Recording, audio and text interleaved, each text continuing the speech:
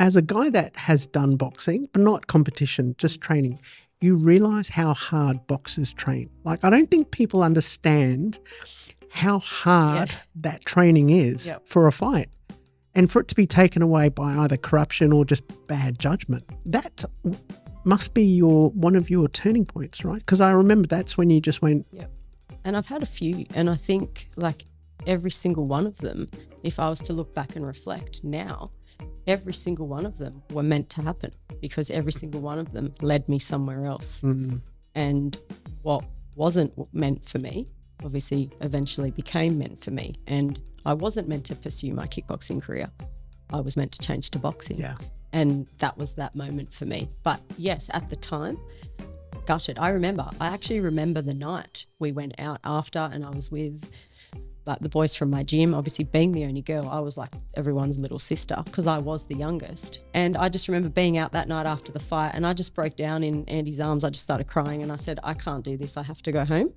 And I got in a taxi and went home at like 3 o'clock in the morning. And I was depressed. I was gutted. I was 21. And the one thing I wanted more than anything in the whole wide world at that moment was stripped away from me. That was the final, right? It was the ACT title fight. So it was for a belt, you know, it's the first belt, and I was 21, and that's exciting. And sure, this girl had actually, like, they were trying to match this fight up for a while, and it just would never happen. The coach used to say to John, no, Jill's not ready for Claire yet. We were the same level. We had the same experience. Anyway, finally they agreed. We had the fight, and I punched the absolute crap out of her. Yep, didn't kick very much, but I punched the crap out of her to the point that the crowd went mental. They awarded me the belt. There's a photo, which is priceless, obviously, because he's passed now. But there's a photo when the decision got announced where it's the back of me and my John's hugging me and my arms raised in the air, and someone captured that moment, and I still have the photo. It's incredible. And then they were obviously taking their time.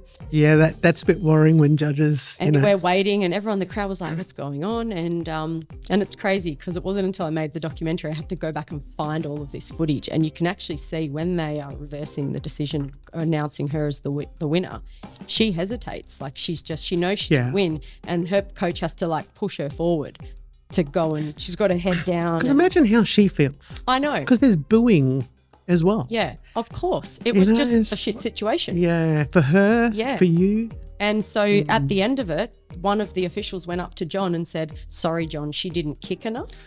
Now, I'm sorry, but like I'm no judge and I'm no ref, but I'm sorry, when is there a certain amount of scoring for the type of strike that you're landing?